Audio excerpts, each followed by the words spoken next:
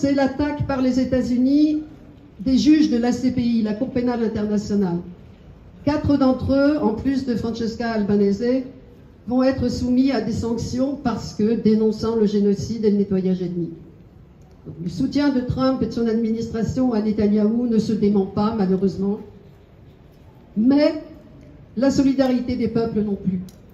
Et partout, on voit fleurir des drapeaux, on voit des peintures aux couleurs de la Palestine sur les murs des villes et sur les rues.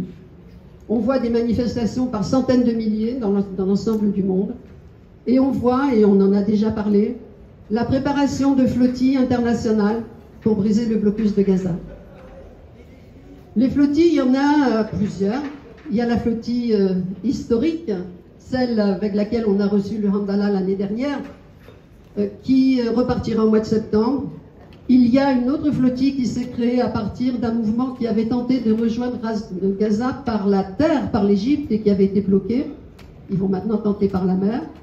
Eux vont partir théoriquement le 31 août. Pas tout à fait sûr qu'ils soient prêts, mais bon, ce sera dans ces eaux-là. Et le message est extrêmement clair. On l'a déjà dit, hein, aux Palestiniens de Gaza et ailleurs, c'est on ne vous lâche pas.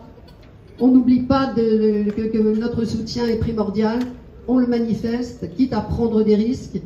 Aux autorités israéliennes, vous ne nous ferez pas peur, vous ne nous contraindrez pas à renoncer.